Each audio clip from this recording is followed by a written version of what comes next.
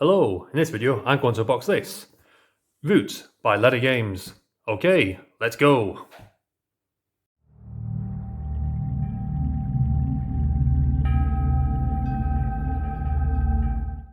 This is a game that was on Kickstarter a few years ago. It took the board game community by storm on Board Game Geek. It was out of production and really hard to get a copy of this for quite some time. I think this is actually the first edition, fourth printing, so yeah. As you can see now, it's been out for a while, so they've managed to put all the accolades the game has received. There's quite a few given it. So we get the Marquis the Cat, Eerie Dynasties, Woodland Alliance, and the Vagabond. Each of these plays a different game. So the Marquis the Cat is more like a resource management game. The Eerie Dynasty is like a computer programming game because you have to use the cards to program your actions. The Woodland Alliance, they're playing sort of like a trap game. You lay traps that explode in the face of the opponents. And the Vagabond is playing a roleplay game all by themselves that interact with the other players.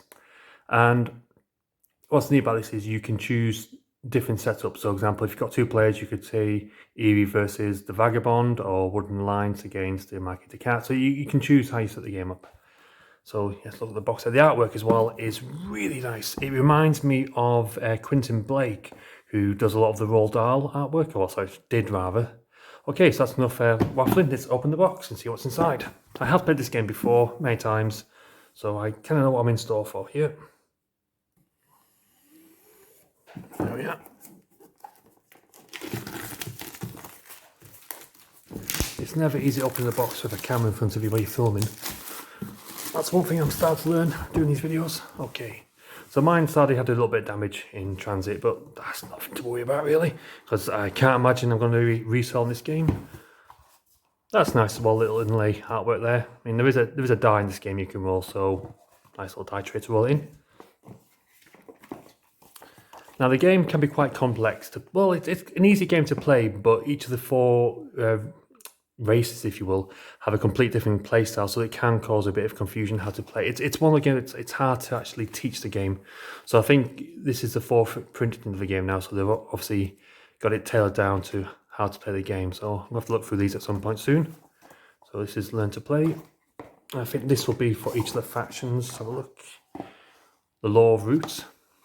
Also, I think it's like a interactions, like covers all the interactions that you may encounter in the game. Oh, and it has actually got the expansions as well. They're not in this game, but there's a Lizard Cult, Riverfolk Company. Let's have a look. The Underground Duchy. Oh, that's the new one, and the Corby Conspiracy. These were the latest Kickstarter to come out, so this actually incorporates that's nice. Okay, and then lots of cardboard. So we have here the Vagabond. I think on the back it gives you your setup as well and a bit of tips on how to do it. And this is nice. It tells you the complexity, the aggression, the card wealth, and the crafting ability. So that's the Vagabond there. The Eerie Dynasty. So Dynasties rather. And again on the back, gives you complexity, the aggression, card wealth, and the crafting ability, and the background on how to play with them. The Marquis the Cat. And again, all there. This is a nice touch having a setup. The Woodland Alliance. And again, nice thick cardstock. The game board, I can get it out. Okay, oh, that's an inlay. Is very nice quality stock. It comes with two sides. The Woodland side goes out of the way.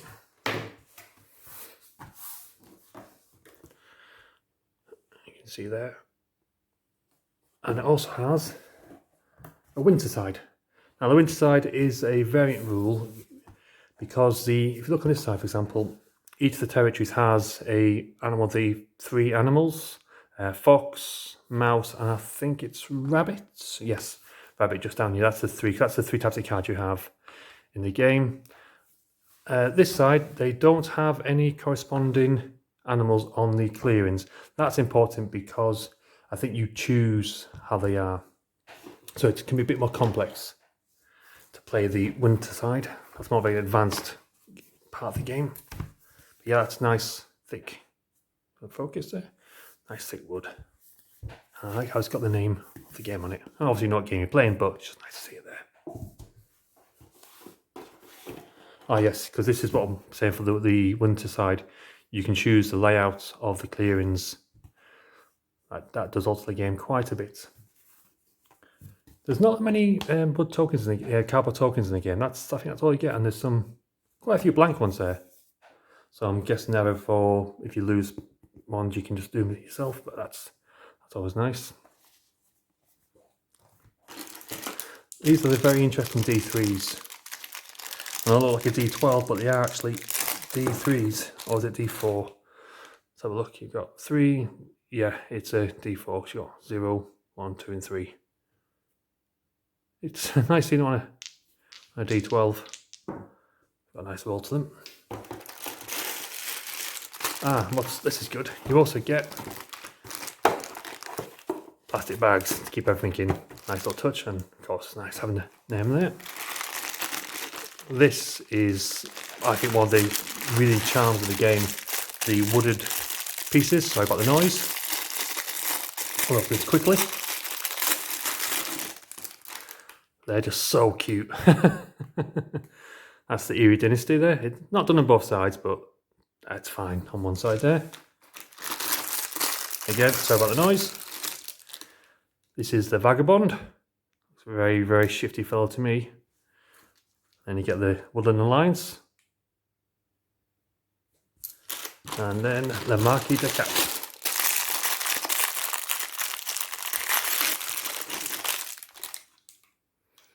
There we are. Looks so sinister. Hope to no good. And then you get all the cards. So I think these ones are, you get overviews for each of the factions. So it gives you tips on how to play the game, the faction in question. I can open these. I can never open these sort of things. Come on. There we are.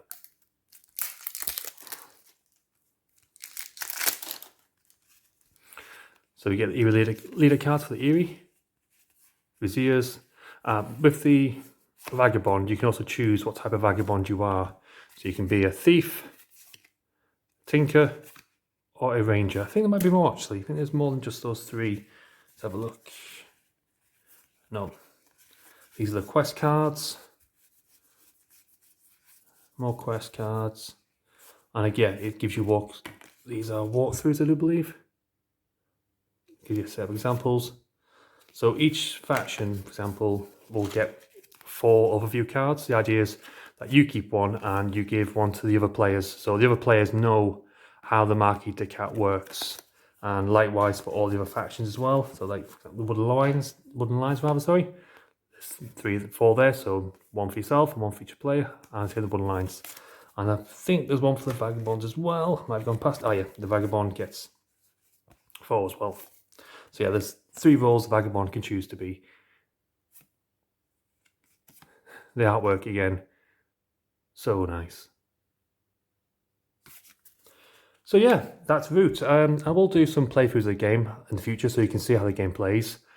There's quite a bit to the game, so I'm not going to go over that right now in this video. It's just a quick unbox of the game.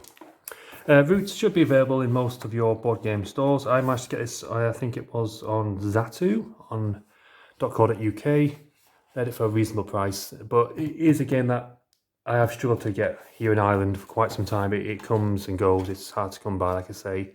So if you find a copy, I'd recommend picking it up there and then because it is a great game. And given that each of the 4 races have completely different game styles, you are essentially getting 4 games in one. There are many expansions. One expansion is a solo variant where the Marquis de Cap is computerized, so it's mechanical cat, and they just do what they do. Go in there, chop down trees, build things, that sort of thing, and you play against them for one of the other 3 factions. Or if you get the expansions, one of the other races, because like I say, they've done the Lizard Cult, River Folk Company, the Corvid Conspiracy, and the Underground Folk. So there's a lot of replayability in this game, and the production quality is fantastic. These are just absolutely gorgeous. Just Oh, yeah. So what I might do now is I might do a setup of the game just so that you see an apparent shot what it looks like. Okay. One quick thing I've just noticed as well in the game is very colorblind friendly. Not only are the different player pieces different shapes, but the colors are completely different on the spectrum. So there's no way you can get confused. I think we've got, that's either orange or red, because again, I am colorblind. That's white, and I think that's green, and that's either blue or purple. So yeah, it's nice to see games that have thought about people who are colorblind and play board games. I just realised I haven't gone over the cards. It'd be quite remiss of me to show the artwork on these.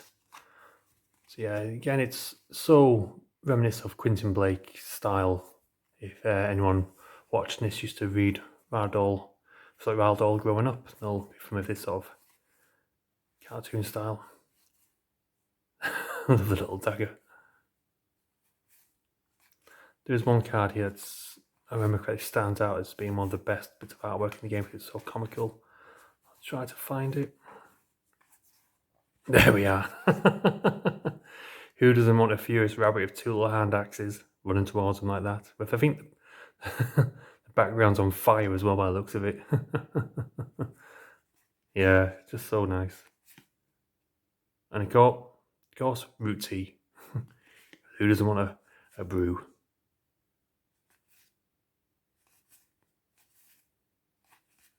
Yeah, such a nice little game. So it's quite asymmetrical, like I say, in the game style. It's a bit of a war game, in a sense, because you are fighting over area, but just in different ways. One's doing it through conquest, the other one's doing it through reclamation, one's doing it through sort of uprisings, and the other one's just, well, doing a roleplay game, really, and trying to get in everyone's way. Just give you an idea of what the game looks like when it's set up.